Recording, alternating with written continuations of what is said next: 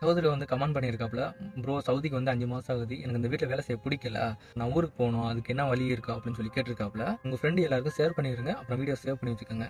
4 வழிகள் இருக்குது. அது என்னன்னு கேட்டீங்கன்னா, உங்க ஓனர்ட்ட ஏதாவது பொய்ய சொல்லிட்டு கிளம்புறதுக்கான பார்க்கணும். அப்படி இல்லன்னா, இங்க யாராச்சும் தெரிஞ்சவங்க யாரா இருந்தாங்கன்னா, ஒரு 4 பேர கூட்டிட்டு போய் வச்சு பேசி சமாளிக்கிறதுக்கு பார்க்கணும். அப்படி இல்லன்னா எம்பசி லேபர் கோர்ட்டுக்கு தான் போகணும். அங்கே போனா சில பிரச்சனைகள் இருக்கு. 3 மாசம், 4 மாசம் ஆகும். நீங்க வேலை பார்த்த இடத்துல தங்க முடியாது. ஆனா ரூமுக்கு ரெடி பண்ணணும், சாப்பாடுக்கு ரெடி பண்ணணும். எம்பசிக்கு போயிட்டு வரீங்க பாருங்க. அந்த செலவு இருக்கு. நான் ரெடி பண்ணி வச்சுக்கிட்டு தான் நீங்க எம்பசிக்கு போக முடியும். ஸோ எல்லா கேஸும் முடிஞ்சிருச்சுன்னா அதுக்கப்புறமாட்டே நீங்க ஊருக்கு போகலாம். எம்பசி மூலியமா போனாலும், லேபர் கோர்ட் மூலியமா போனாலும் ஒரு 40,000 50,000 செலவாயிடும். அதனால உங்களோட ஓனர்ட்ட எப்படியாச்சும் பேசி சமாளிச்சுட்டு நீங்க அவங்க மூலியமா போனீங்கன்னா அவனே டிக்கெட் போட்டு கொடுத்துருவான்.